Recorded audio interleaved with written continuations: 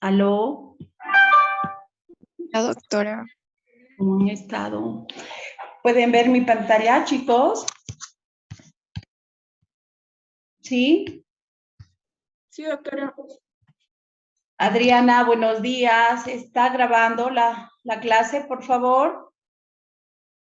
¿Cómo estás? Te agradezco, ¿ya?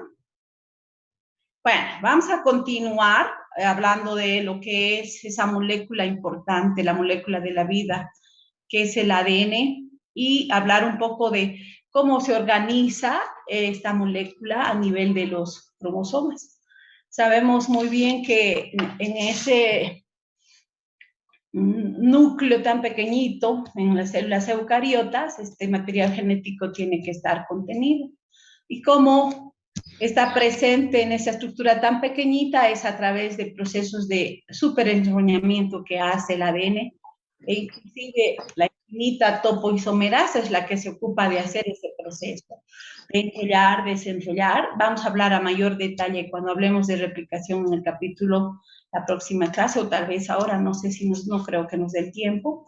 Y pues ahí es importante conocer estos aspectos porque hay drogas, en este caso las quinolonas, que van a inhibir a esta enzima, por ejemplo. Entonces es importante conocer estructuralmente cómo está conformado el ADN para ver otros aspectos en relación a su funcionalidad y muchas otras cosas, ¿ya? En realidad, la conformación en los cromosomas del ADN está compuesto por nucleosomas. Cuando digo un nucleosoma, va a tener estas proteínas, las histonas, ¿ya? Las histonas H2A, H2B, H3 y H4, que conforman ese nucleosoma, y el ADN se enrolla a través de estas proteínas para quedar en esa estructura tan pequeñita que es el núcleo, ¿no? Entonces tenemos ahí una forma gráfica de mostrar cómo ese nucleosoma contiene esto que vemos acá, el ADN súper enrollado. Ojo, no olvidemos entonces esta doble hélice va a formar esas estructuras enrolladas de nucleosomas, y no olvidemos, va a empaquetarse para que podamos tener esa molécula tan grande de 3.9 por 10 de 3.3, perdón, por 10 a la 9 pares de bases, ¿no? Entonces, algo muy importante es saber que en realidad la cromatina está condensada en una situación donde el ADN no se replica. Al contrario, la cromatina va a estar en un estado relajado en el momento de la replicación. Y estoy hablando prácticamente de esa fase S, ¿no? Entonces, vemos acá el cromosoma al interior que contiene esa molécula de ADN, ¿sí?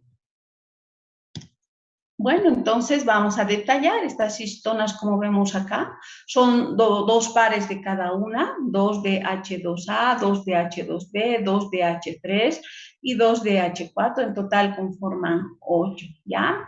Y tenemos la histona H1, que en realidad sirve como una bisagra que genera esa firmeza para unir otra vez esta estructura con otro nucleosoma. Como vemos ahí entonces, estas histonas más el ADN conforman el nucleosoma, importante estructura en el cromosoma en realidad. No olvidemos, ya hemos explicado, la estructura del ADN tiene nucleótidos, y los nucleótidos que tienen fosfatos. Por tanto, esto le da una carga negativa al ADN. Y esa carga hace que el ADN se pueda dispersar, se pueda propagar, ¿ya? Entonces, en las bacterias hay en realidad poliaminas, esas en los espermatozoides también encontramos, ¿no? La espermina, la espermidina, esas aminas biogénicas que tienen en los espermatozoides esa función de llevar a cabo en este caso la diferenciación celular, la división celular. Ojo, esas poliaminas, que son esas estructuras, que repito, la espermina y la espermidina, hacen que en las bacterias esa carga negativa del ADN sea neutralizada. En cambio, en eucariotas tenemos a estas proteínas que acabamos de mencionar, que son las histonas y que en realidad tienen alto contenido de esos aminoácidos cargados positivamente, que son la lisina, por ejemplo.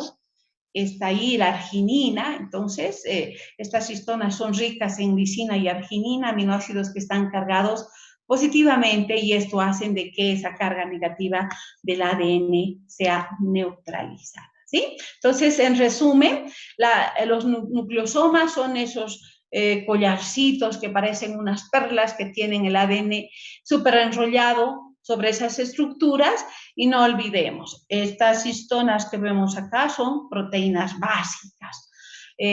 ¿Por qué? Repito, están conformadas, tienen alto contenido de lisina y arginina, aminoácidos que están cargados positivamente. ¿Qué tipos de histonas tenemos? 5. ¿Cuáles son? Esta es la H1, acá se ve más clarito. No sé por qué mi plumita no funciona. A ver. Nada siempre. A ver. Bueno, esto que vemos acá es la histona H1 y estos octámeros son 2 de cada uno de las histonas, 2H2A, 2H2B, 2H3 y 2H4 forman esa estructura octamérica que vienen a ser esas, en realidad, 4 histonas de apares que conforman el nucleosoma juntamente con el ADN enrollado. Y repito, la histona H1 sirve como eje, como conexión entre un nucleosoma y otro. Entonces vemos acá, ¿no?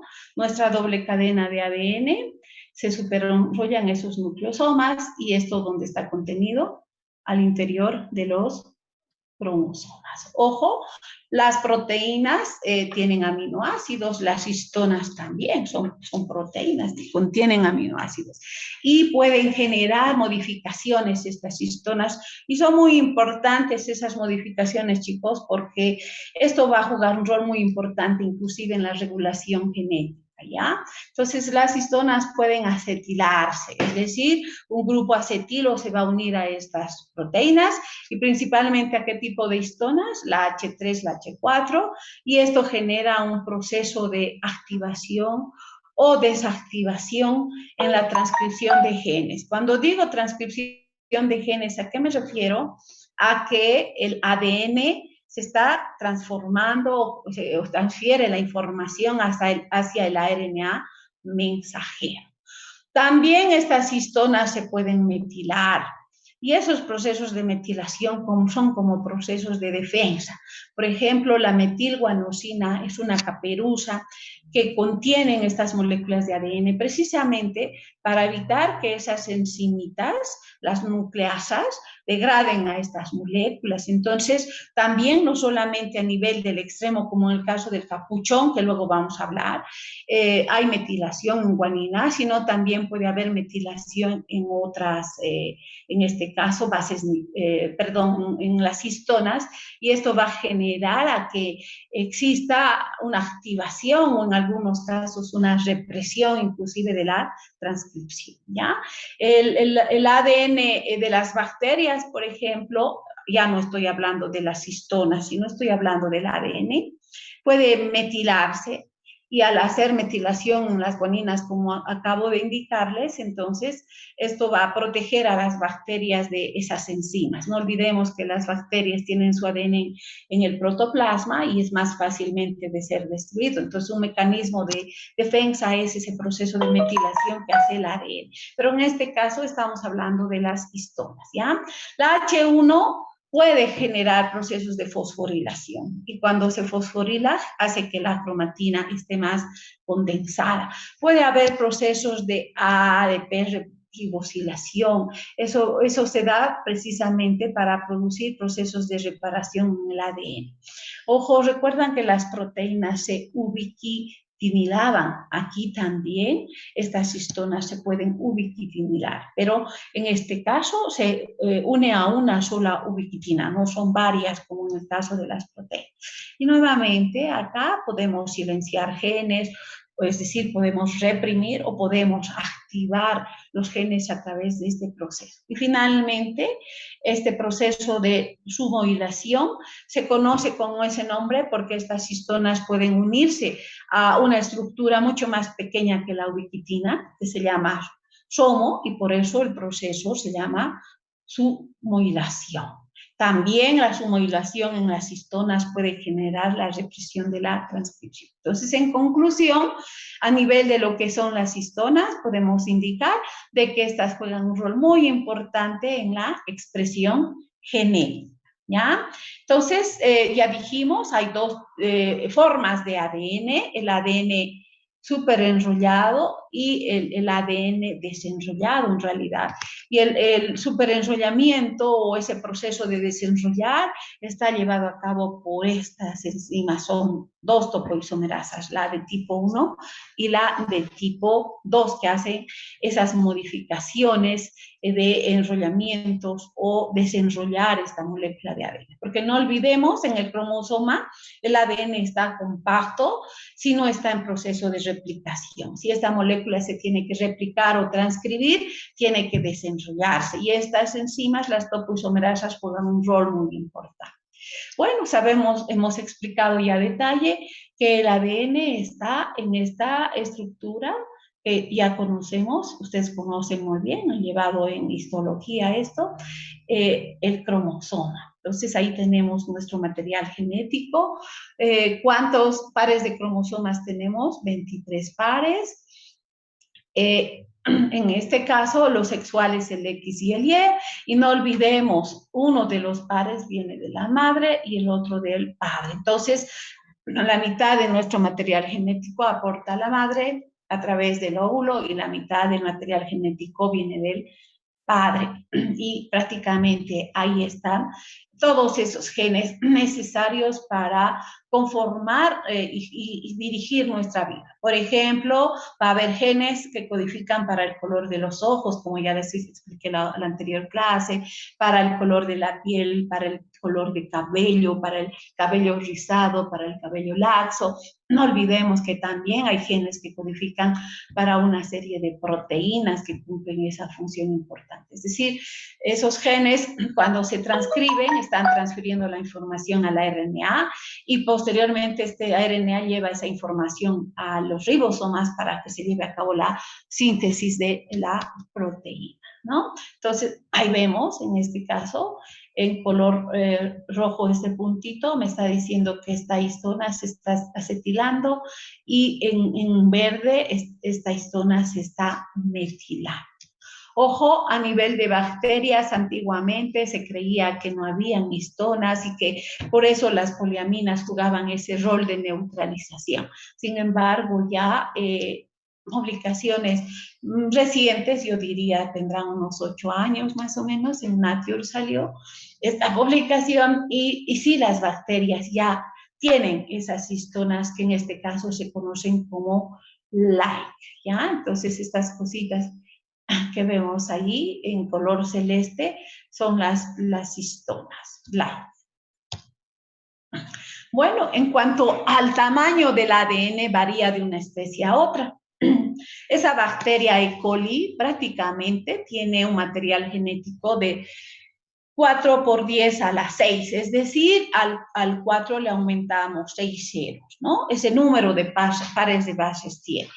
Es más pequeño que nuestro genoma, evidentemente, y más pequeño que una levadura, en este caso la Saccharomyces. Su material genético mide 1.4 por 10 a las 7 pares de bases. En cambio, el nuestro contiene, aquí debería corregir, 3.3 por 10 a la 9 pares de bases. Sin embargo, casi el 100% del material genético de la E. coli es material codificante. En cambio, en nuestro caso, una gran parte más bien de nuestro material genético, más del 90%, es un material no codificante. Es decir, los genes conforman solamente menos del 10%, el 9% de esa estructura de nucleótidos que conforman, haciendo eso de 3.3 por 10 más 9 ceros, ¿no? pares de bases, ¿ya? Entonces, vemos acá, por ejemplo, las flores tienen un material mucho más grande, pero el porcentaje de codificación de ese material genético es bien bajo, solamente el 0,02%. Y la de las bacterias, bueno, acá tenemos el 100%, no es tanto así 100%, es un poquito menos. Es un material genético, es material codificado. ¿Sí? En el caso de la levadura, el 70% es material que codifica.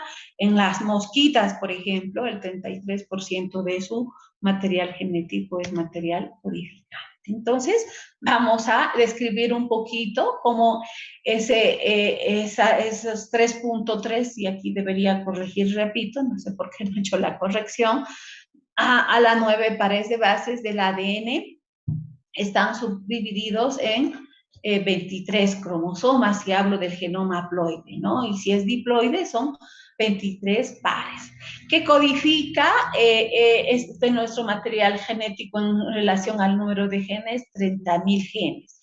Hace años decíamos que eran 25.000, pero a medida que pasa el tiempo se siguen descubriendo nuevos genes. Ya tenemos 30.000, somos un poquito más de 30.000. Y estos 30.000 genes codifican aproximadamente para 100.000 proteínas. Entonces, al interior de nuestro organismo tenemos ese número grande de proteínas. Y en el transcurso del año ya hemos explicado, ¿no? A nivel de metabolismo, muchas enzimas en las vías metabólicas son proteínas y esas enzimas están codificadas en el ADN. Y estos genes para expresarse y producir esas proteínas van a estar regulados y hemos visto que hay procesos de regulación a nivel proteica y también procesos de regulación a nivel genómico. Acá hay que corregir, no es 1%, sino casi el 10% es material codificante exónico. Cuando digo exónico, nos referimos a esos genes, a los exones, es sinónimo de gen, es decir, significa que ese material codifica.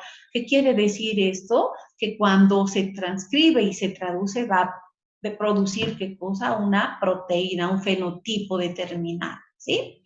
Ojo, el resto del material genético en realidad es la parte intrónica, es decir, los intrones se encuentran esas secuencias entre un gen y otro y son secuencias no codificadoras. Si bien antiguamente se decía que estas regiones eran basura, pero sin embargo estamos encontrando que también estas regiones juegan un papel importante en ese proceso de regulación, ¿sí? Entonces, dentro de lo que es nuestro material genético, vemos acá, esto es un gen, es una región exónica. ¿Qué quiere decir? Que esto codifica, se va a transcribir, traducir y producir una proteína. Entonces, esto que está en lila es la parte intrónica, aquel material que no codifica. Entonces, secuencia de nucleótidos no codificantes, ¿ya? ¿Hasta acá está claro, chicos, todo? Ojo, ¿me escuchan? Sí, doctora. Ya, seguimos.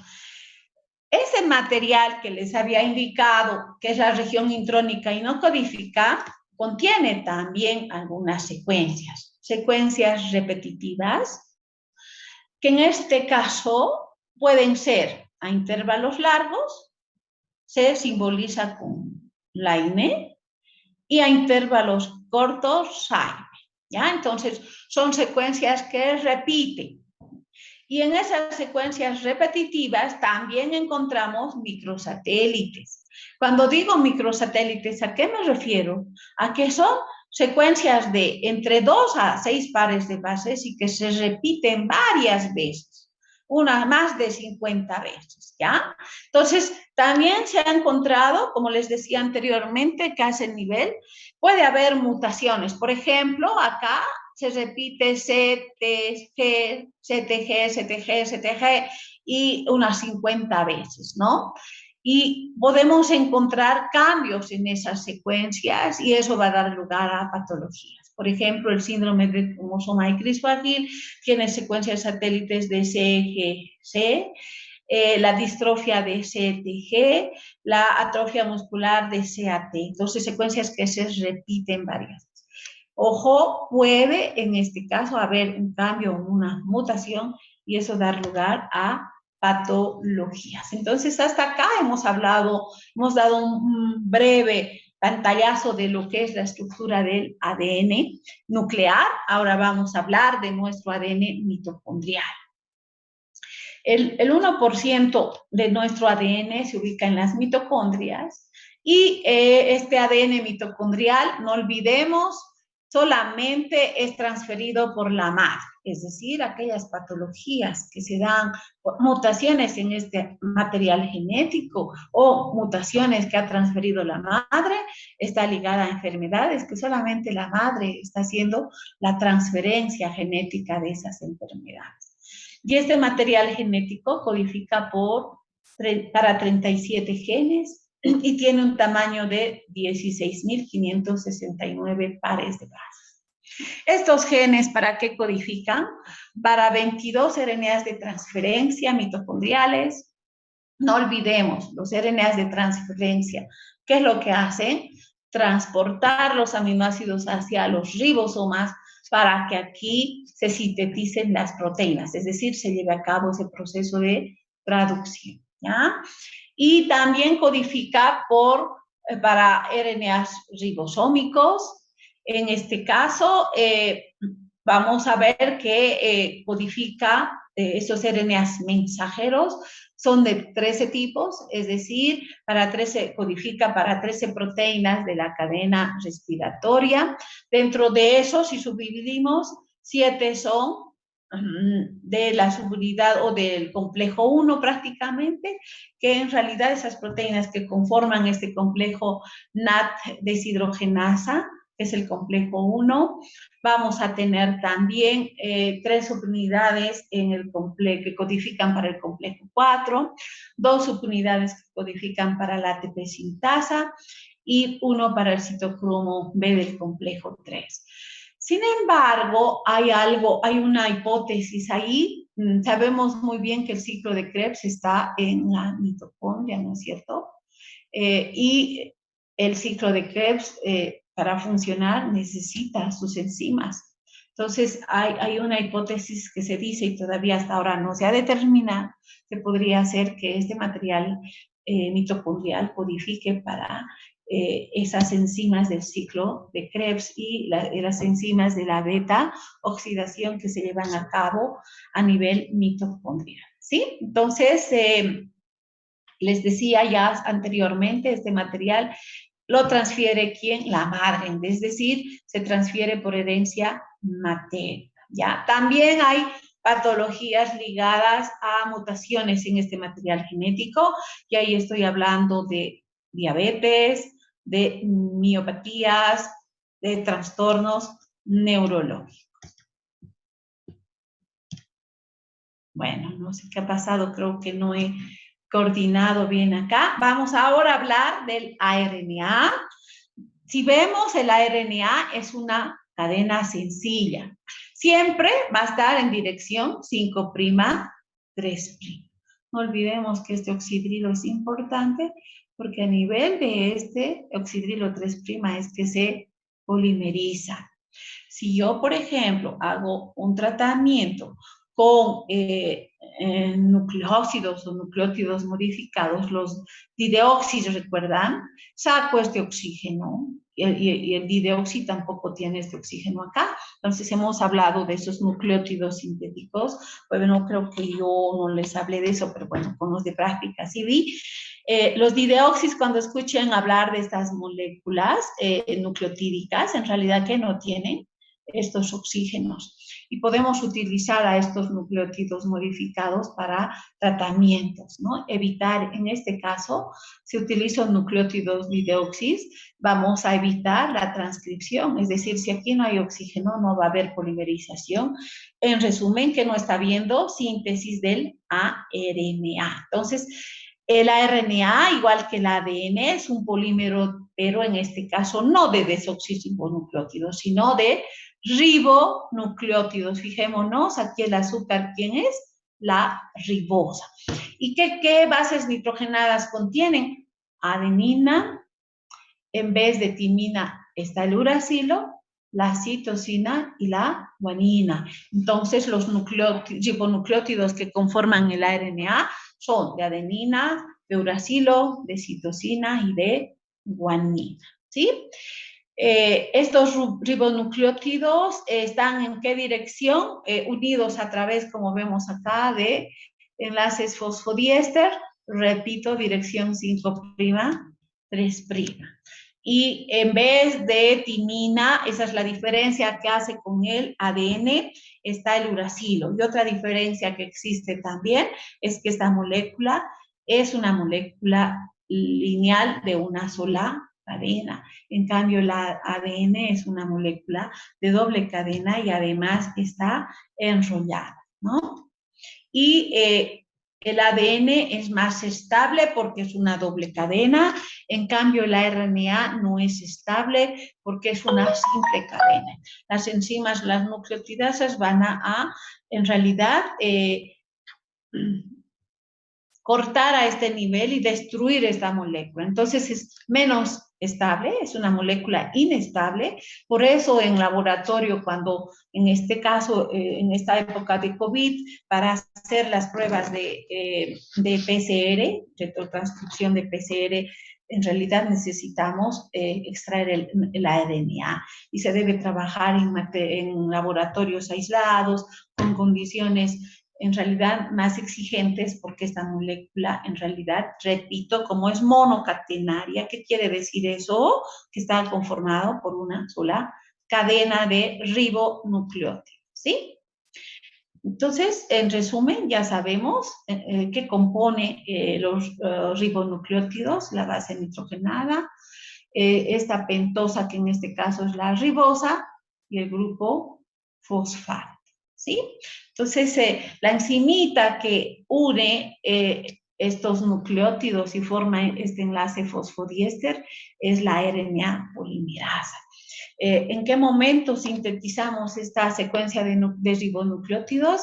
En ese proceso de transcripción, cuando el ADN está haciendo la transferencia de su información genética a esta molécula de ARNA, ¿ya? En el caso del ADN tenemos varias polimerasas que hacen el proceso de replicación, la POL1, la POL2, la POL3 en bacterias, por ejemplo.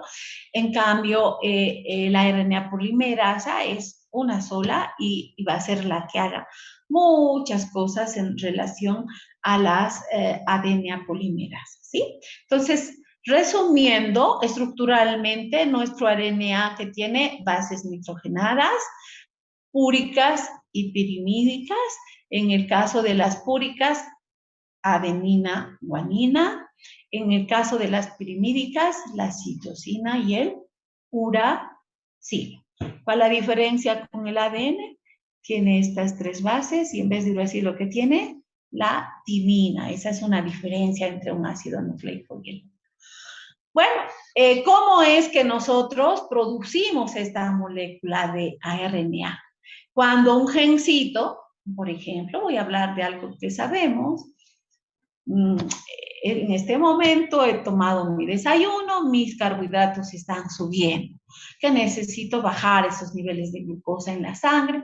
Para eso, ¿qué necesito producir? Esa proteína, la insulina, esa hormona, que va a regular esos niveles de glucosa en la sangre. Entonces, vamos a suponer que este gen está codificando para esa proteína insulina en el ADN. Entonces, esta secuencia de nucleótidos de este gen, que es el gen de la insulina, pues para producir esta proteína se tiene que expresar. Repito, cuando se expresa, ¿qué está haciendo? Se transcribe. No sé por qué no me sale, chicos, otra vez mi pluma. Algo pasa con esta computadora. No, la mano nomás. No. A ver, ahora sí. O sea, se tiene que transcribir. ¿Qué quiere decir eso? Que el material genético de nuestro ADN se está transformando en ¿qué cosa? en RNA mensajero. Es decir, se va a sintetizar esta molécula. ¿Y cómo se lleva a cabo ese proceso de transcripción? Vamos a hablar a detalle, pero voy a explicar algo simple, ¿no? La RNA polimerasa lo que tiene que hacer es usar siempre un templete para, en este caso, sirva de base y se genere la hebra, en este caso, complementaria. Pregunto, entre estas dos cadenas, chicos, ¿cuál sería la cadena codificadora en el ADN? ¿Alguien me podría explicar? ¿Ah? ¿Aló? ¿Cuál de estas dos cadenas? ¿Esta de acá, la 1, o la cadena 2 sería la hebra codificadora? ¿Ah? ¿Me escuchan? La 1, doctora. La 1. ¿Por qué la 1? Porque tiene la misma secuencia que la cadena de la RNA mensajero, con una diferencia. En vez de timina, ¿qué tenemos, chicos? Uracilo. Uracilo. Entonces, eso nos va a hacer la diferencia de que esta es la cadena codificadora, ¿ya? Y se está transcribiendo, y este triplete de 3 nucleótidos que forma un codón. ¿Y este codón para qué está codificando? Como vemos aquí, para este aminoácido. AUG es el codón de inicio. Y este codón de inicio siempre va a codificar ¿para qué? Para la metionina. Ojo, yo puedo descifrar al revés. A partir de la secuencia de una proteína puedo descifrar la secuencia de RNA y después descifrar la secuencia de nucleótidos en el ADN. ¿Es posible eso, chicos? ¿Sí o no? Sí, es posible. Y al revés, estamos haciendo ahorita. También yo puedo, a partir de esta secuencia de nucleótidos en el ADN, descifrar la secuencia de aminoácidos de una proteína. ¿Está claro? Entonces, cuando se expresa, en este caso queremos producir insulina porque tenemos que bajar los niveles de glucosa, este ADN se está transcribiendo y en qué se transforma en un RNA mensajero. A diferencia de la replicación, la transcripción no necesita cebador. La RNA polimerasa es mucho más inteligente, puede polimerizar nucleótidos sin necesitar una guía, una secuencia. En cambio, la ADN polimerasa necesita primers, necesita cebadores, ¿ya? Es decir, esas secuencias iniciadoras. Y este RNA mensajero, en realidad, en nuestro material genético va a tener regiones intrónicas y exónicas, va a madurar, después vamos a hablar de eso, y va a cortar su secuencia. Y cuando se traduce en los ribosomas, ¿en qué se transforma esta secuencia de tripletes? En secuencia de aminoácidos, es decir, en la síntesis de qué estoy hablando, de una proteína, ¿ya?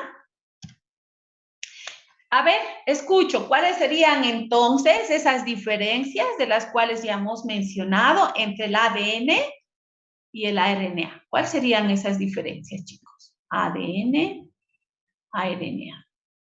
¿Mm? El azúcar. El azúcar, por ejemplo. El azúcar, ¿aquí quién está? Desoxirribosa. No tiene oxígeno en el carbono 2, fíjense. En cambio, aquí la ribosa, ¿qué tiene? El oxígeno. Tiene oxígeno. El hidroxilo ahí, ¿no? Bueno, otra diferencia, hace ratito hemos mencionado, ¿cuál sería?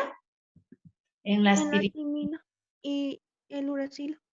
en las pirimidinas, aquí que tiene timina. Timina. En cambio, el RNA, Uracilo.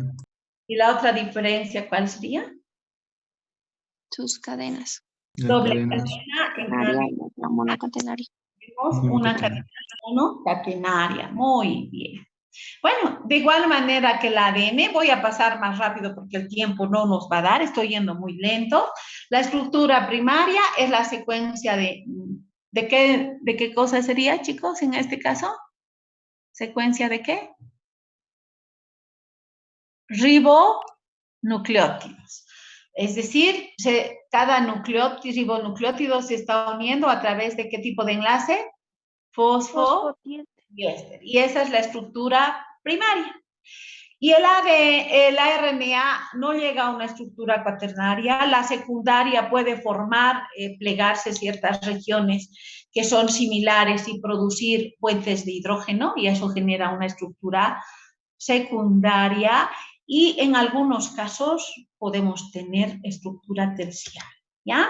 Acá, por ejemplo, que es más lineal, es el RNA mensajero. Acá esta estructura que tiene la forma del trébol, estamos hablando de los RNAs de transferencia, y en el ribosoma tenemos diferentes RNAs. A ver qué RNAs encontramos en el ribosoma, ¿me pueden indicar, chicos? Hola. En bacterias, más facilito, ya han hecho bacteriología, ya saben cuáles serían esos RNAs bacterianos. En la subunidad mayor, ¿quién está?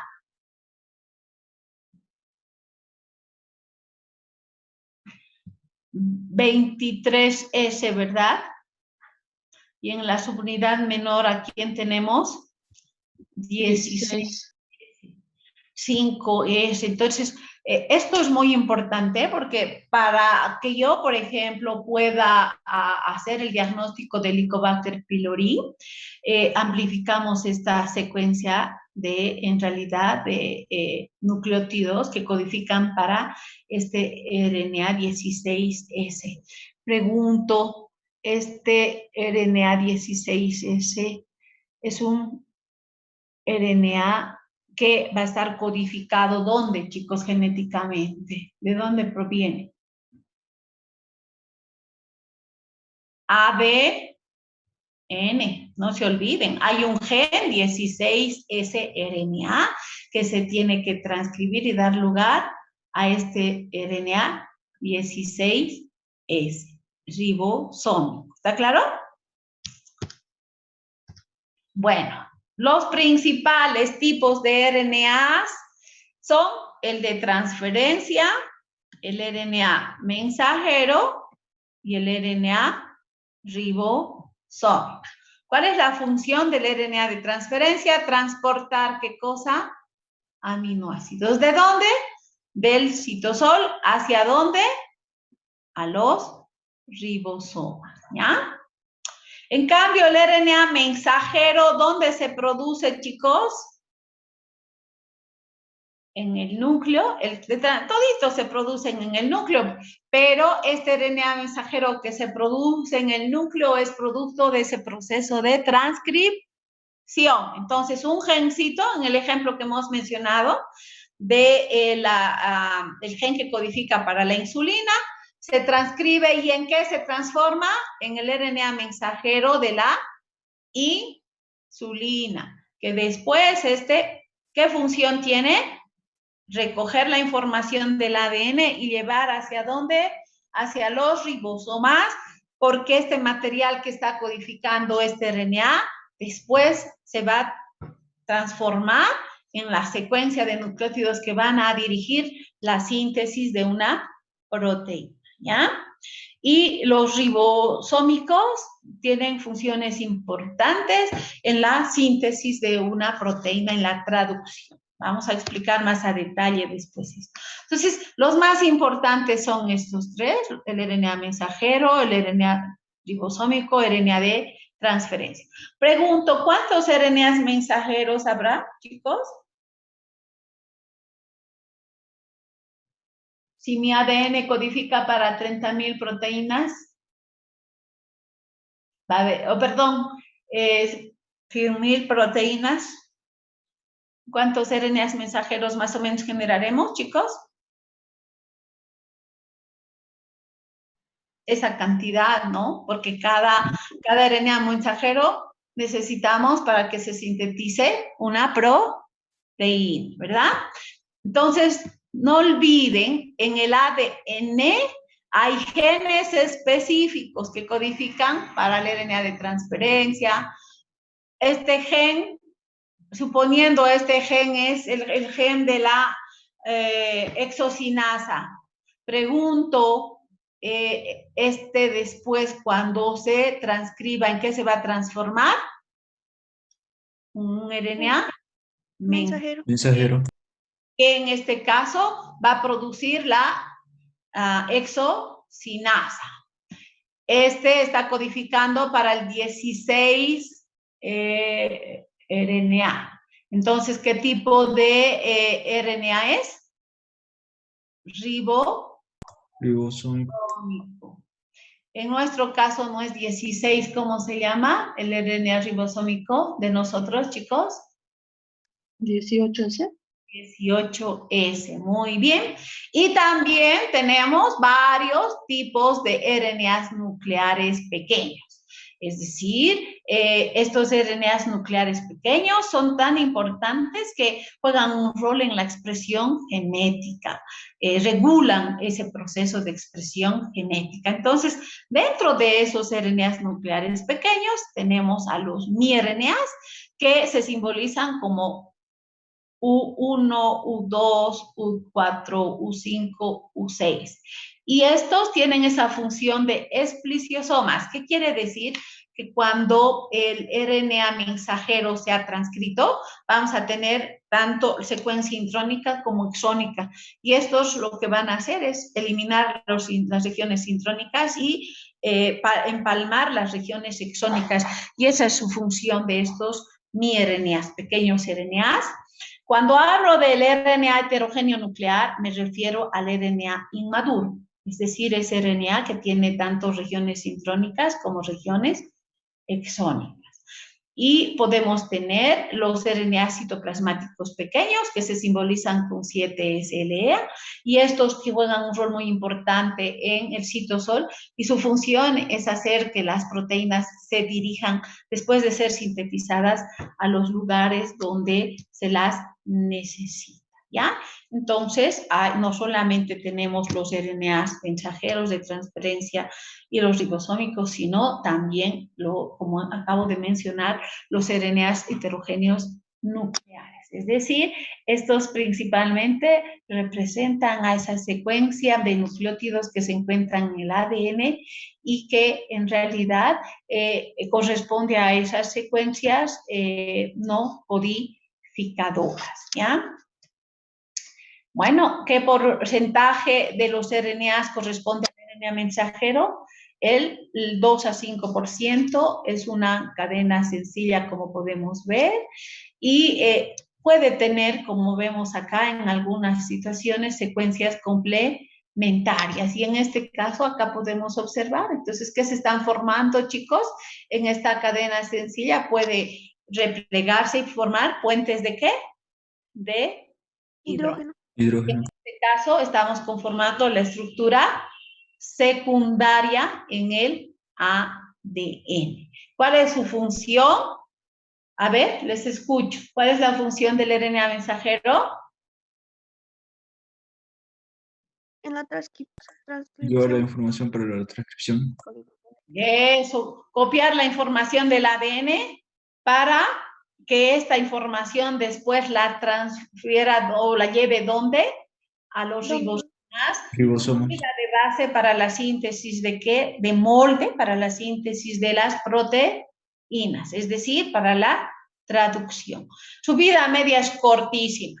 En realidad se traduce y esta molécula desaparece. Ojo, algo importante, en eucariotas es monocistrónico. ¿Alguien puede indicar qué quiere decir monocistrónico? Codifica para una sola proteína.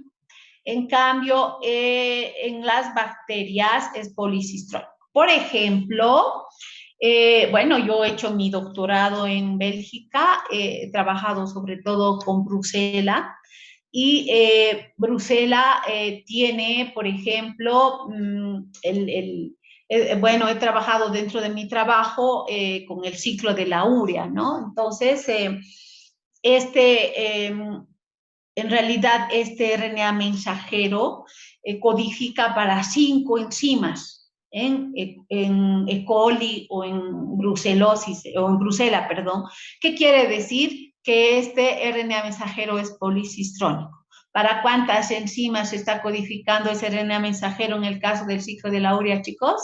5 enzimas, ¿ya? Entonces, eso quiere decir policistrónico, que el RNA mensajero en bacterias o en procariotas codifica para varias proteínas. En cambio, en eucariotas, para una sola proteína. Por eso es monocistrónico. Entonces, en resumen, un gen, ¿qué sería, chicos?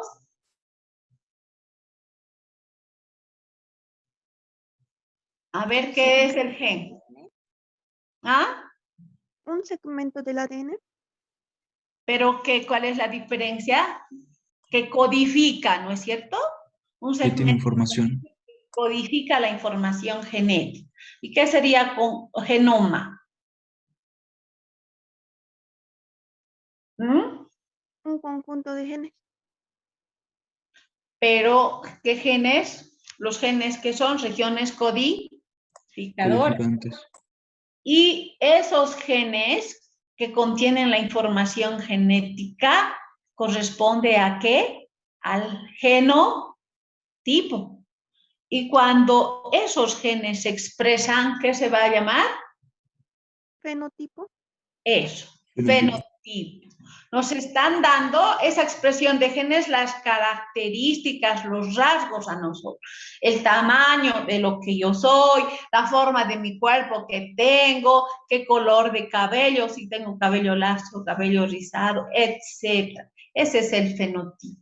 ¿Y eso dónde está? En el genotipo, en esa secuencia de genes que contiene mi genoma. ¿Está claro? Y bueno, ¿cuál es el dogma central de la biología molecular? ¿Qué función cumplen estas moléculas de ácidos nucleicos? Si tengo que dividir una célula, el ADN, ¿qué va a hacer? Replicarse. Si expreso un gen, ¿qué va a hacer el ADN? Transcribir, es decir, producir ¿a quién? ARN mensajero. Y en los ribosomas se va a traducir ¿en qué cosa? Proteínas. ¿Esto qué es? El genoma, ¿no?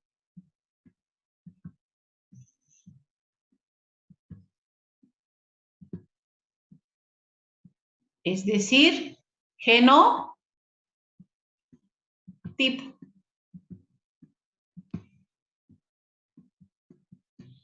En cambio, ¿esto qué es? Feno.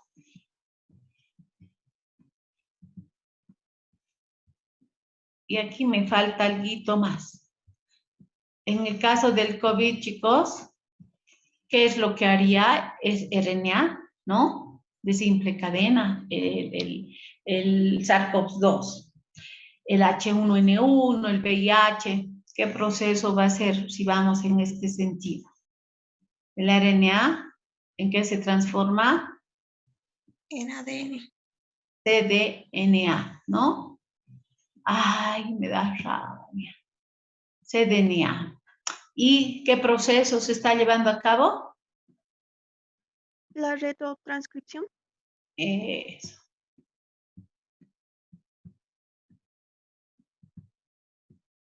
Me encanta su compañera, chicos. Ha florecido ella, una maravilla. A un principio le ha costado mucho, ¿verdad? Bioquímica, pero ahora capísima. Entonces, ahí falta la retrotranscripción y todas esas son las funciones que en este caso genera el material genético en ese proceso que es el dogma de biología molecular. Pregunto en este momento de quién estamos hablando, de este RNA. ¿Cómo se llama? RNA mensajero. Si nuestro genotipo, nuestro genoma, sufre una modificación, ¿qué va a generar, chicos? Enfermedades, ¿verdad? muchas enfermedades de base genética, la enfermedad de Leishman, la enfermedad de Bonger, la enfermedad, bioquímicamente estoy hablando, ¿no? La enfermedad de, en este caso, de las porfirias, varias porfirias, podemos mencionar ahí las hemoglobinopatías heces, las anemias hemolíticas, y en enfermedades de base genética, ¿no es cierto? Entonces, eso se está dando porque en este material que está viendo una mutación, un cambio, ¿no es cierto? Puede ser de una base, de un segmento de nucleótidos, etcétera, ¿sí? Pero eso que está generando enfermedades, ¿verdad? Ese cambio, esa mutación.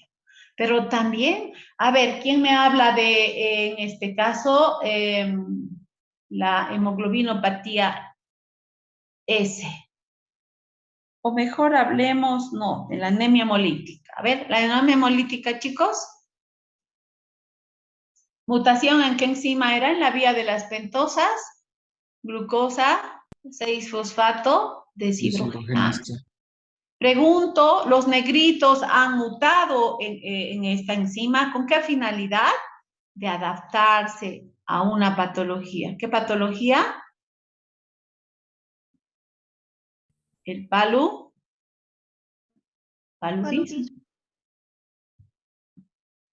Para sobrevivir a esa patología. Entonces, nuestro material genético puede sufrir esas adaptaciones para perpetuar y sobrevivir, ¿ya? ¿Por qué en esta patología los negritos han mutado esa enzima? Porque ¿qué es el paludismo? Este parásito, el Plasmodium vivax ovale falciparum, tiene su nicho ecológico que es el eritrocito. Y el eritrocito, pues, en este caso, para que no existan eritrocitos y puedan anidar estos parásitos, esta mutación adaptativa se ha generado en ellos, puesto que si lisamos eritrocitos no vamos a tener multiplicación de estos parásitos, ya que viven dentro de los eritrocitos. Pero también la vía de las pentosas produce NADPH, no olviden, ¿no? Y si no hay NADPH, ¿por qué los eritrocitos se lisan? Porque en esos eritrocitos se está viendo estrés oxidativo. No funciona, ¿qué enzimita? No funciona en el eritrocito en esta patología, chicos. Glutatión, peroxidasa. Entonces, aumento de peróxido de hidrógeno que está destruyendo al eritrocito. Pero también hay algo, el NADPH es un sustrato de este parásito. Y si no tiene NADPH, pues el parásito tampoco va a poder vivir, no va a poder multiplicar. De esa manera, esta mutación se ha llevado a cabo para adaptarse a esas condiciones que en este caso podrían generar la muerte a esas personas, ¿ya? El ARN mensajero, entonces, ¿qué es? Es una secuencia de nucleótidos codificadora que está llevando la información ¿hacia dónde? A los ribosomas. ¿Para qué? Para ensamblar la secuencia de aminoácidos en una forma correcta para la síntesis ¿de qué? De una proteína. Entonces, en resumen, el ARN está formado por una simple cadena de ribonucleótidos, es una copia en el caso del ARN mensajero del ADN y posee una estructura primaria. ¿Y qué hace? Transporta la información. ¿De dónde? Del núcleo hacia los ribosomas para que se lleve a cabo la síntesis de una proteína. Les decía, en procariotas este ARN mensajero, ¿cómo es? Policistrol. Vamos a ver, esta parte codifica para la carbamoil fosfato sintetasa 1, esta para, normalmente hacemos una flechita, ¿no? Cuando son genes. Esta segunda para ornitina transcarbamoilasa, ¿esta para quién sería, chicos? arginino succinato sintasa. Esta otra para la arginino succinato liasa. Y finalmente esta región para quién codifica. Para la arginasa. ¿Sí? Entonces, esos 5 genes están en este RNA mensajero, por tanto es policistrónico. En este caso está codificando para esas 5 proteínas de esas enzimas que son parte del ciclo de la urea. Hay diferencias, entonces en eucariotas este es monocistrónico, que quiere decir que acá vemos cada uno de estos es un gen por separado, estos en celestito, y estos van a codificar para, este es el gen de la carbamoilfosfato sintasa, este es el gen de la ornitina transcarbamilasa, este es el gen del arginino succinato sintasa, este es el gen del arginino succinato liasa y este es el gen de la argina. Fíjense, además cada gen está separado por estas regiones no codificadoras que son los intrones. Otra diferencia, en el extremo 5' tenemos los fosfatos, en cambio acá en el extremo 5' tenemos una caperuza, ese capuchón que es la 5-metilguanosina, y en el extremo 3' tenemos varias adeninas, una cola de poliadeninas de 200 unidades más o menos. Bueno, vamos a hablar del RNA de transferencia, de esta molécula que tiene esa forma de trébol. Existen 22 tipos, más o menos corresponde al 15%, y su función es tomar a nivel, o sea, del anticodón, ¿qué es lo que hace? Es la secuencia complementaria al codón, a ese triplete, y dependiendo de qué codón contenga, entonces este aminoácido va a transportar específicamente, este RNA de transferencia va a transportar, uniéndose a este nivel, un aminoácido. Y ojo, el brazo D tiene actividad para la enzima y para la unión hacia el ribosoma. Entonces, en cuanto a las características, el brazo que acepta, hace rato creo que dije, en el oxidrilo tiene que ser, el que acepta el aminoácido es este. El brazo A viene a ser el antípodo, como vemos acá. El brazo T es el lugar donde este RNA de transferencia se va a unir al ribosoma, y el brazo D va a ser la actividad enzimática tiene este brazo, es decir, la RNA aminoácido de transferencia es una enzima que es lo que hace precisamente unir el aminoácido a este extremo, y esa función tiene este brazo D en el RNA de transferencia.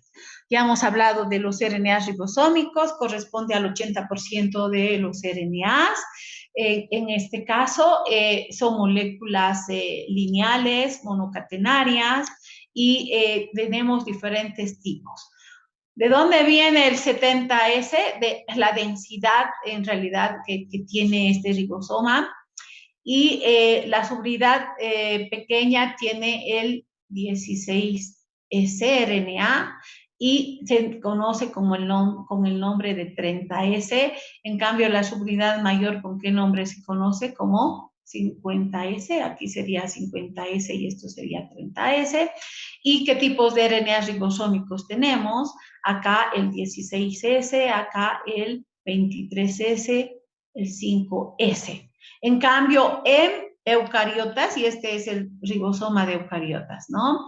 ¿Qué tenemos? Aquí en 40S, el RNA ribosómico 18S, en la subunidad mayor este grande va a ser 28S, el 5S y el 5,5S. Y en conjunto, a este ribosoma se conoce como 80S. ¿Está claro, chicos? ¿Aló? Sí, doctora. Ya.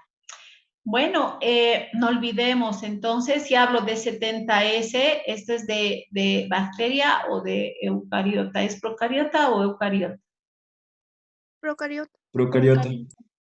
50S la subunidad mayor, 30S la subunidad menor, y no olvidemos, en los ribosomas tenemos muchas proteínas, 31 en procariotas en la subunidad mayor y 21 en la subunidad menor, y aquí está más detalladito, 23S5S, los RNAs ribosómicos, y 16S, parte de la subunidad menor.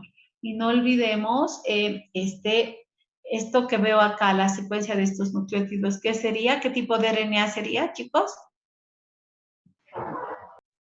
Mensajero. ADN mensajero. Mensajero. Mensajero. ¿Esto qué vendría a ser? De transferencia.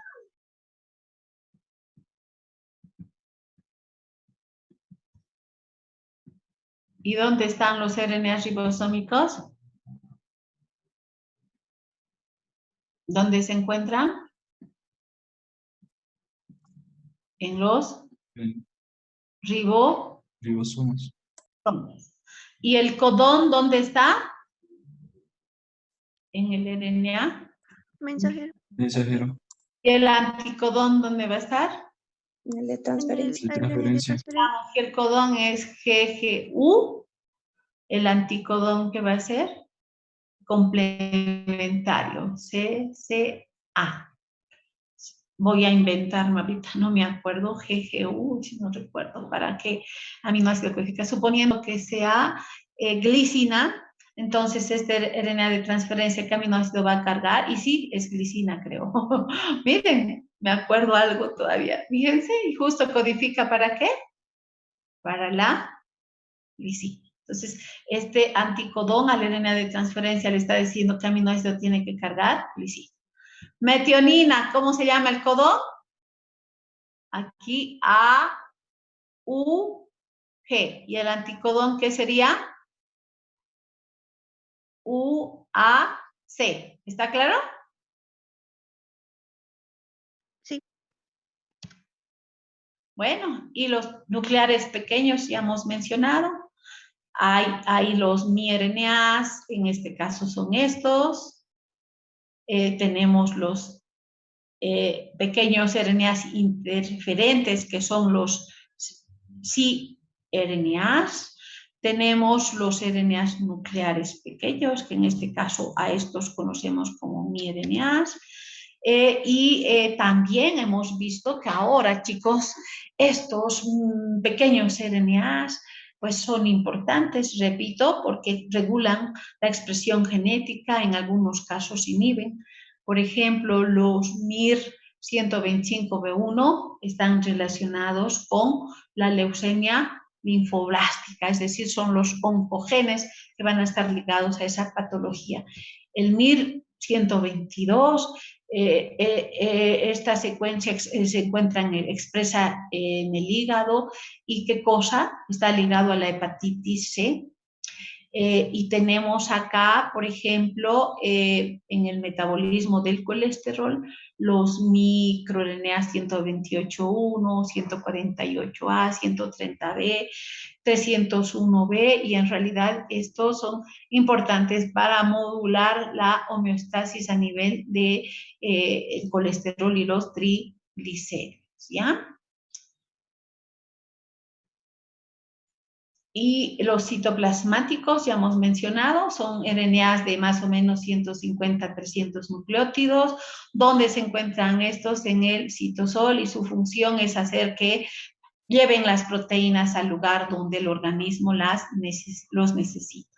Y las ribosimas son RNAs que en este caso tienen actividad enzimática. Entonces, no solamente proteínas, sino también RNAs existen que tienen esa actividad catalítica enzimática, que son los ribosimas, ¿ya?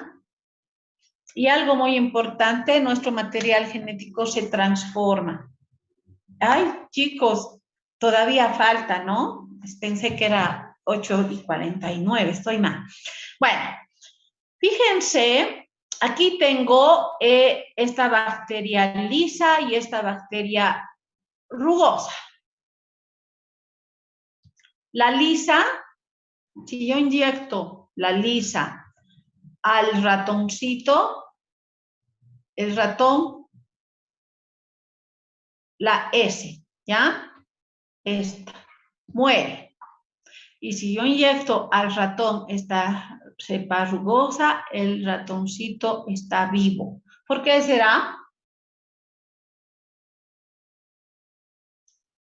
Porque esta bacteria es patógena.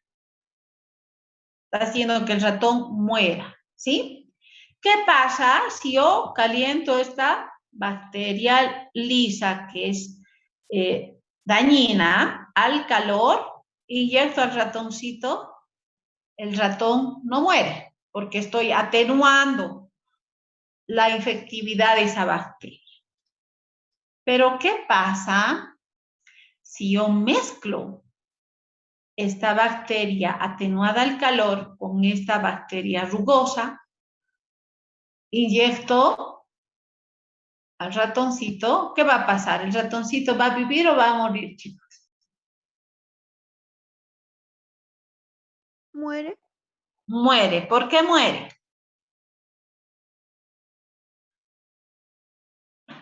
¿Cuál sería la respuesta? Porque la cepa que no era patógena adquirió algunos componentes de la cepa que estaba atenuada. En realidad el material genético se transforma, como dice su compañero. ¿Qué está haciendo? El material genético de esta bacteria lisa que ha sido atenuada al calor y que al inyectar al ratoncito no lo ha matado, esta bacteria va a recibir ese material genético virulento, inyecto al ratón y el ratón va a estirar sus patitas igual que este, porque ahí en esa experiencia Griffith en los años 1928 ha visto que el Streptococcus pneumoniae prácticamente puede, después de que yo atenúe al calor, insertar su material genético en otra bacteria no virulenta y hacer que esta bacteria sea virulenta. Entonces, a través de esa experiencia, este científico ha demostrado que nuestro material en realidad se transforma. Y MacLean, McCarthy, Abbey y Collin han sido los aportantes prácticamente de esta teoría y sí es muy importante, ¿no? Entonces yo puedo recombinar mi material genético y generar otro material genético, ¿no es cierto? Y eso ocurre también en nuestro material genético. Hay procesos de recombinación genética. Aquí en el experimento estamos mostrando, inyectamos la cepa S. ¿Y qué pasa con el ratón? Es una cepa virulenta, Streptococcus pneumoniae, lo mata con problemas, genera problemas pulmonares, ¿no? En cambio, la cepa R no es virulenta, no pasa nada. Mezclo las dos cepas, caliento al calor, inyecto, no muere. Mezclo las dos cepas y inyecto y el ratoncito muere.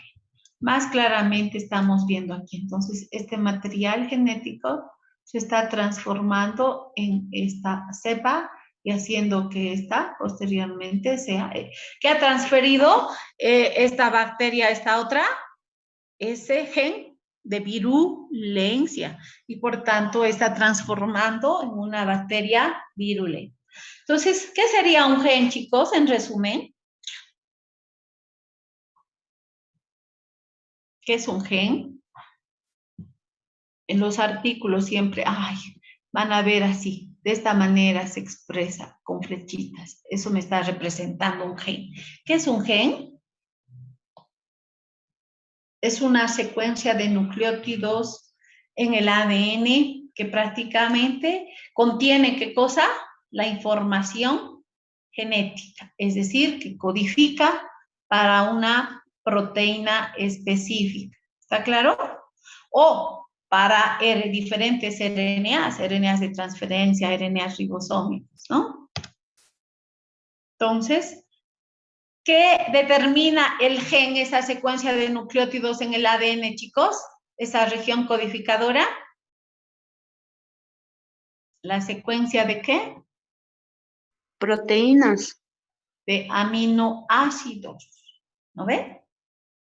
Está determinando la secuencia de aminoácidos, es decir, la estructura de una proteína, la estructura primaria de una proteína. Y también que determina la secuencia de qué? De las moléculas funcionales. En este caso, de los diferentes RNAs, mensajeros, RNAs de transferencia, RNAs ribosómicos y también de las proteínas, ¿sí?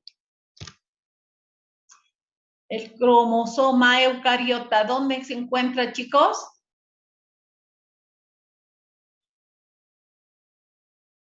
En los cromosomas. ¿Y estos dónde se encuentran? En el núcleo, ¿no? Ojo, ¿en qué fase de la división celular se lleva a cabo la replicación del ADN, chicos? En la fase S. Fase S. Entonces, en esa fase S, la cromatina, ¿cómo va a estar? ¿Laxa o empaquetada? Laxa. ¿O condensada? Laxa. Bueno, la bacteria tiene su material genético, ¿dónde? En el protoplasma. Es una doble cadena de ADN. Pero también hay algo en las bacterias. ¿Cómo se llama este ADN circular de doble cadena? Plásmidos. Plásmido. Plásmidos. Chicos, ¿y estos plásmidos pueden transferirse de una bacteria a otra? Sí. Sí. ¿Y generar resistencia? Sí. Sí. Por ejemplo, si este contiene el gen de resistencia a la tetraciclina, ¿esta bacteria va a ser resistente a qué? A la tetraciclina. Y en biología molecular tú puedes hacer construcciones y generar estos plásmidos porque pueden contener material genético y tienen una maquinaria de replicación autónoma y nosotros podemos, yo por ejemplo aquí, inyectar el gen de la insulina aquí, el promotor de laxeta y a través de meter este plásmido en una bacteria yo puedo hacer multiplicación de ese gen, es decir, producir la insulina por toneladas. Y eso es lo que se hace ahora con lo que es la producción de medicamentos, de proteínas en la industria, etcétera, de esa manera, ¿no? A través de recombinaciones genéticas. ¿Qué estamos haciendo ahí? En este plásmido, si yo meto una secuencia extraña, un gen, ¿qué estoy haciendo? Estoy recombinando el material genético, ¿ya? Entonces, un cromosoma plasmídico que está acá en la bacteria va a ser un material muy importante, sobre todo en biología molecular. No olvidemos, el cromosoma de la bacteria es circular, de doble hebra y está súper enrollado. El tamaño va a variar. Por ejemplo, ¿cuántas pares de bases acá tiene Mycoplasma hominis, chicos? ¿Cuántas pares de bases tendrá? 760.000. Tengo que multiplicar kilobases para transformar a pares de bases por 1000, ¿no ve? Es igual que transformar kilogramos a gramos. Y Escherichia coli, ya hemos dicho, 4,6 por 10 a la ¿cuánto sería? 10 a la 6 pares de bases, ¿no? Entonces, el ADN plasmídico bacteriano es doble hebra circular, tiene entre 1000 a 200.000 pares de bases y algo muy importante, este material genético se replica autónomamente.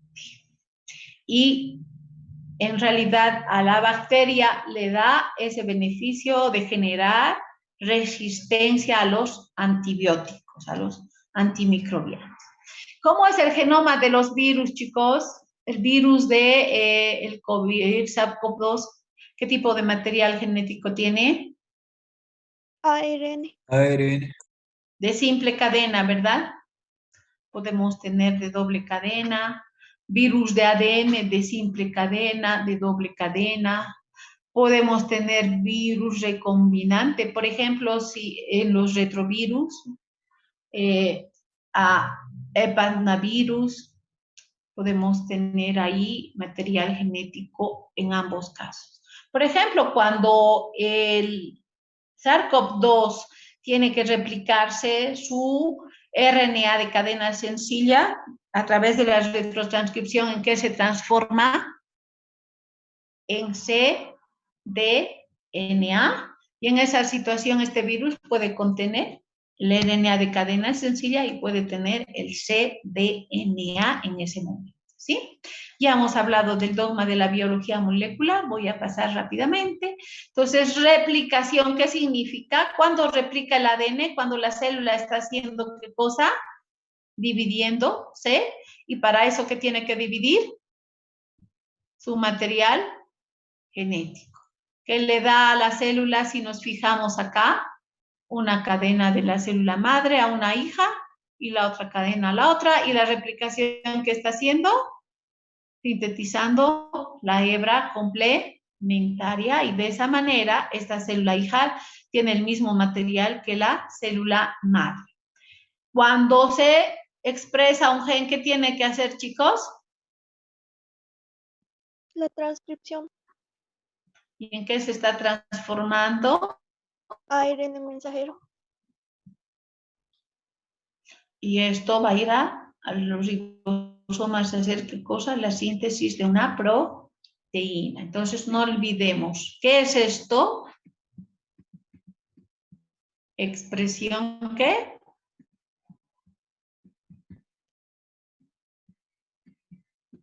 ¿Expresión de qué tipo? Genética. Ojo, esto puede modificarse.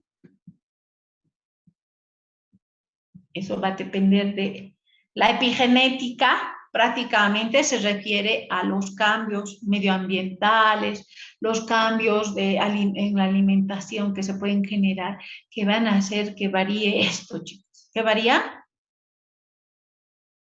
La expresión genética.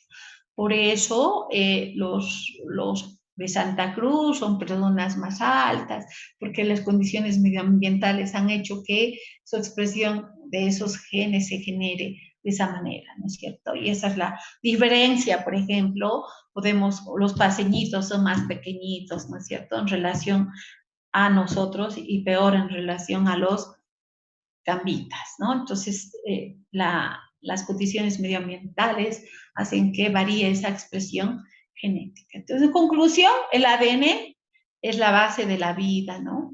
Es ese material que almacenamos y que transferimos a nuestra progenie, ¿no? Y bueno, y que también fenotípicamente vamos a expresar esa información que se encuentra en esa molécula de la vida, es la base de la herencia, no nos olvidemos. Ya sabemos, el ADN es un molde para qué procesos, chicos? Dos procesos importantes, la replicación y la transcripción. El ADN replica, ¿qué necesita? La actividad de esta enzima, la DNA polimerasa.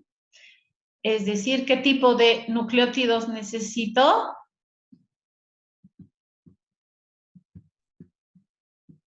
Los DNTPs, ¿no? ¿Nucleótidos de qué forma?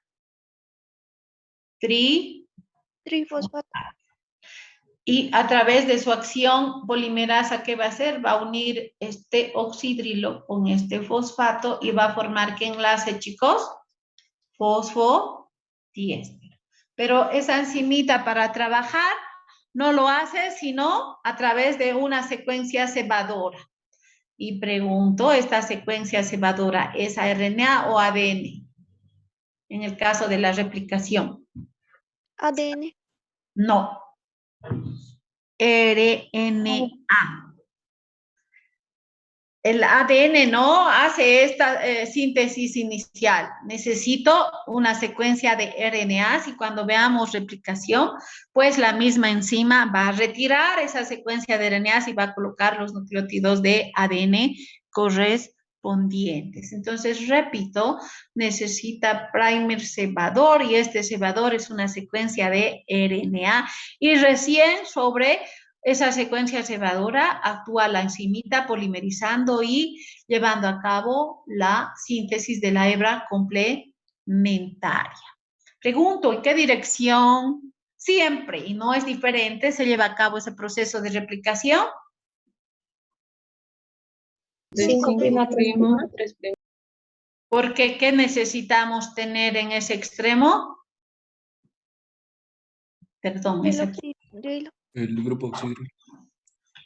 y si yo pongo un nucleótido que no tiene el oxígeno, ¿será que va a seguir replicando esa enzima? No, No. Esos son los dideoxis, ¿ya? Y cuando veamos secuenciamiento, eso es lo que se hace para ver la secuencia, ¿no? Marco con fluorocromos los nucleótidos y a través de la emisión de qué fluorescencia, yo voy a decir aquí está guanina, porque el corte se va a hacer. Hay guanina, por ejemplo, si la guanina está marcada, guanina de verde, la adenina de rojo, la timina de negro, bueno, varía, dependiendo. Entonces, eso me puede permitir hacer un secuenciamiento también, porque cada vez que no exista este dideoxi, va a frenar. Y si está guanina, me va a emitir una coloración, repito, verde. Si está adenina, una coloración roja, y así sucesivamente. Va a servir también esta tecnología de los dideoxis para secuenciar esta molécula de ADN. ¿Ya? Entonces ya dijimos, es el molde para la replicación. Para replicar, ¿qué tengo que hacer, chicos? Separar la doble cadena. Primero está súper enrollado. ¿Quién va a desenrollar? La ADN, perdón, la topoisomerasa. Necesitamos, es complejo, eso vamos a hablar después, pero necesito separar la doble cadena para que cada una sirva de base para generar la hebra complementaria. Y siempre, repito, en este caso, este material, ¿en qué sentido está yendo a replicar? 5', 3', y en este caso, 5', 3'. Este lado replica en pequeños fragmentos, porque si se fijan, está en esta dirección. Bueno, y también el ADN proporciona un molde ¿para qué? Para el proceso de transcripción. ¿Esto qué es, chicos? ¿Esto que ven ahí? ¿Secuencia de qué?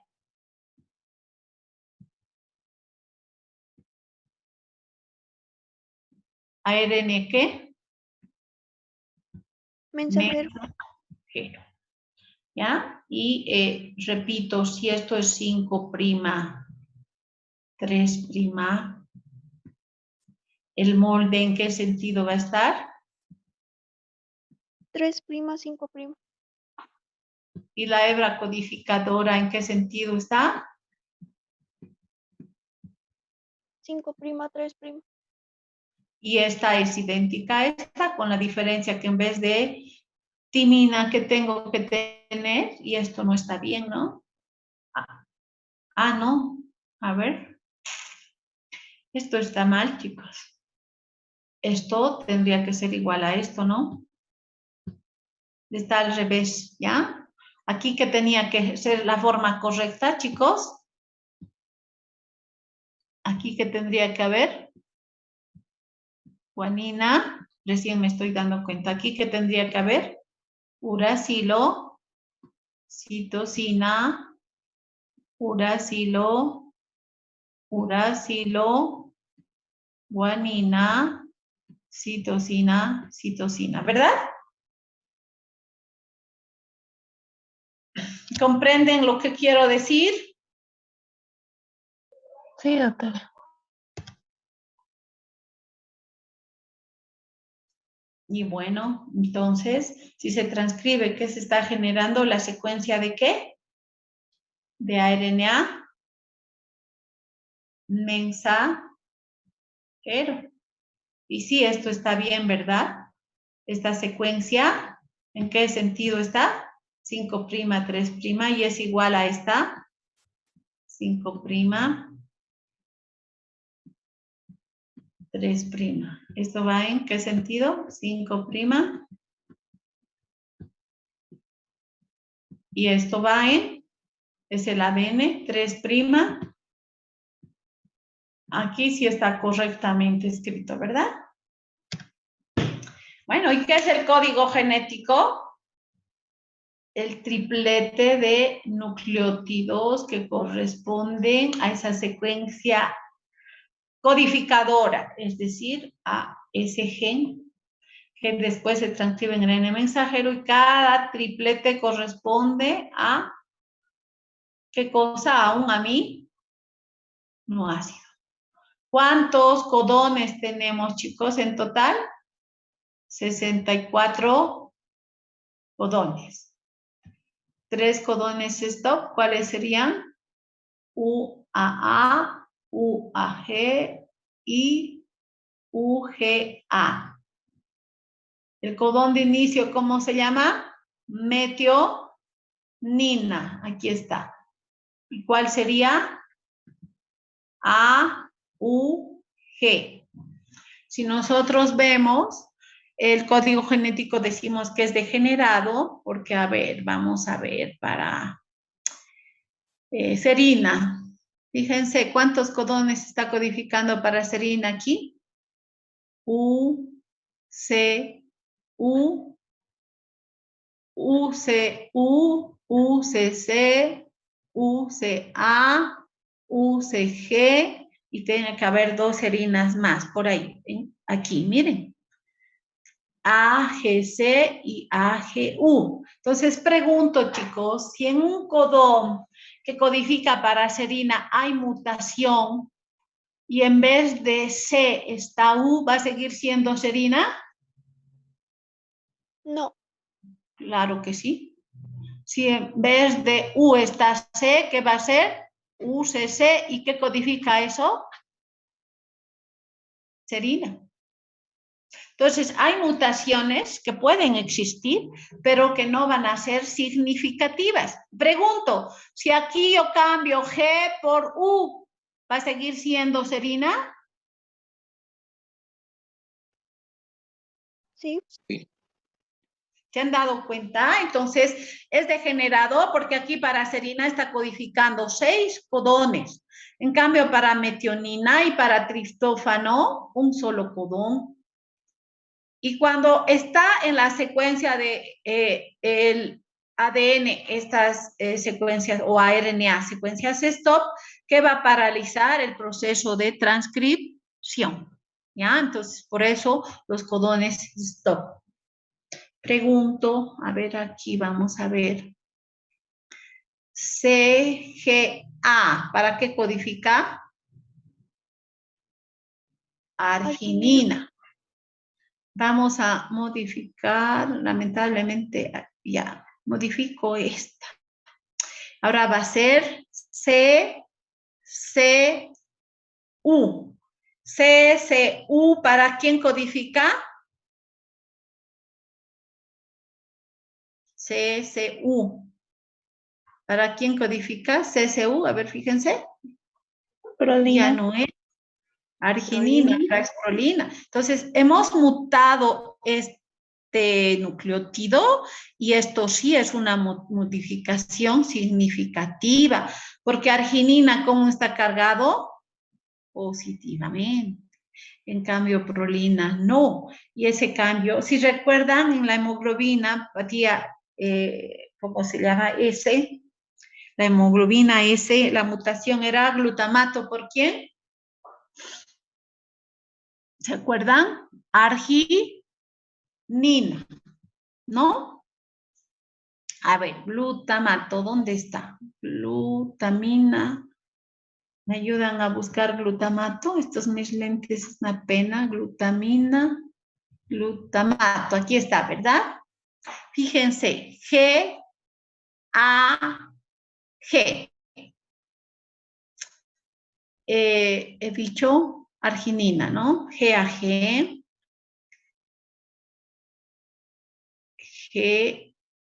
GAG, ¿verdad? Entonces, GAG, a ver, al revés estoy viendo. Glutamato, ¿no? GAA.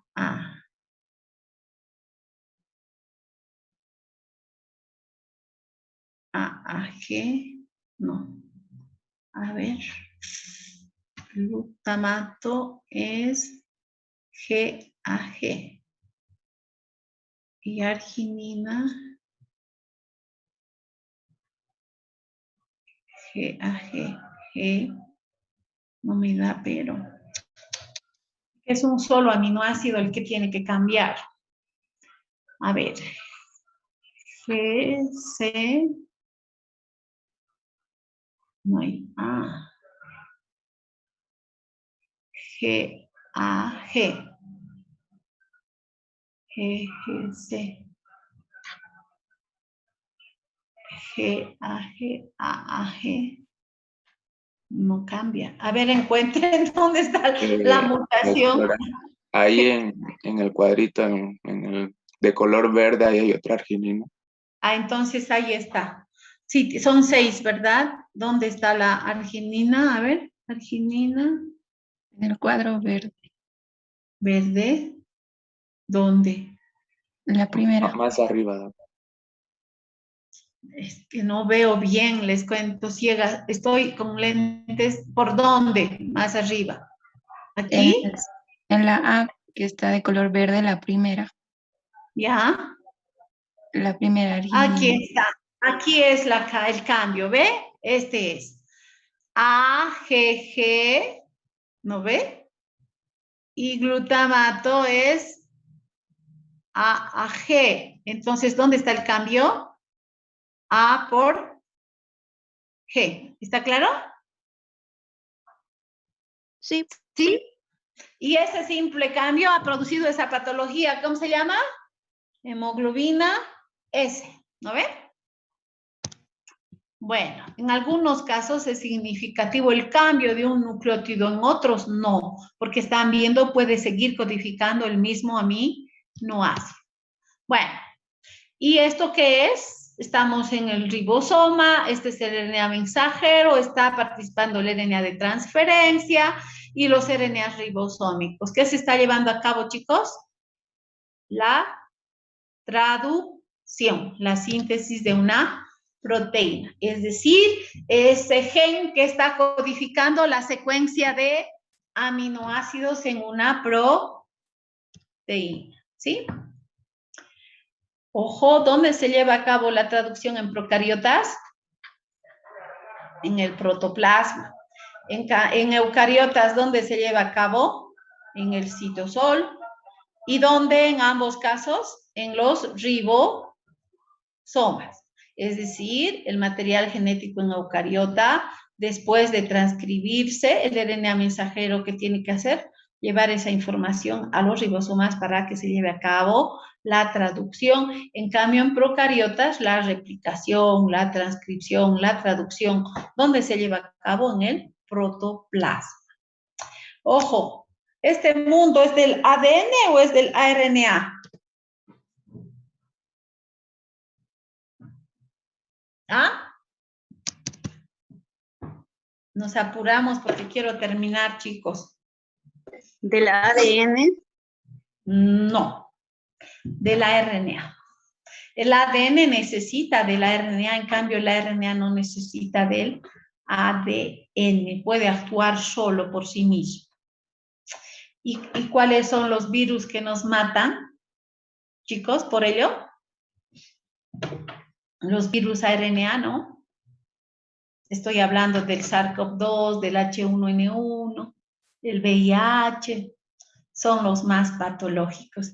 Yo he tenido la dicha, bueno, de asistir a su conferencia de este premio Nobel belga, Christian Ledoux, en Bélgica, ¿no? Un hombre, realmente escuchar esa charla maravillada.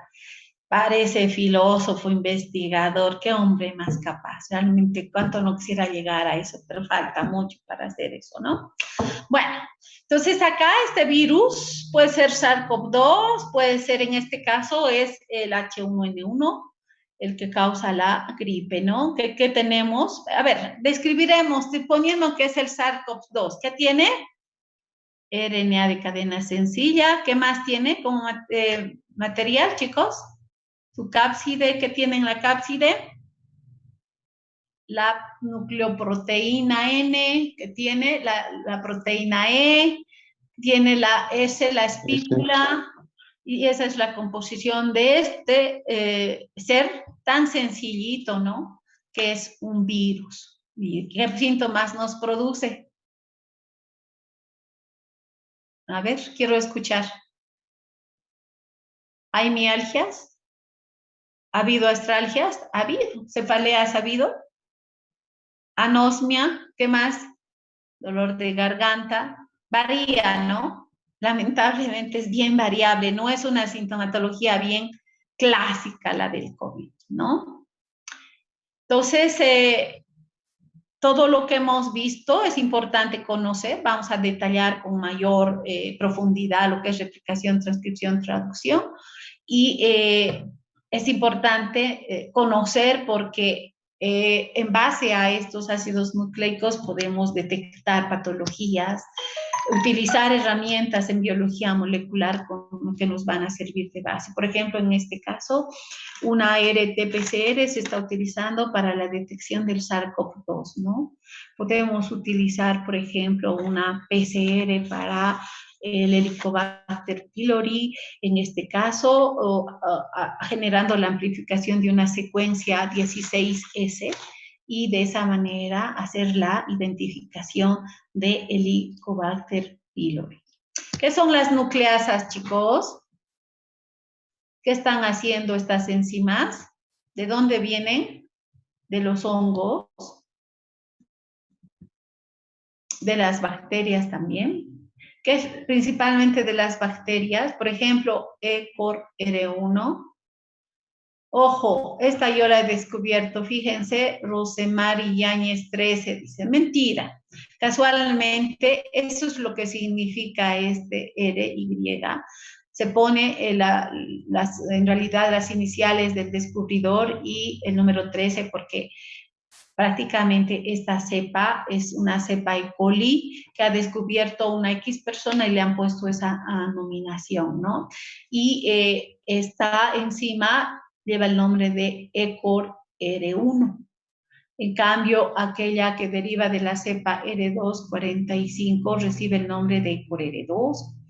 Si se fijan, estas enzimas de restricción, así se llaman, estas nucleasas, cortan en secuencias específicas. En este caso, esta corta en una secuencia donde va a haber GAATTC.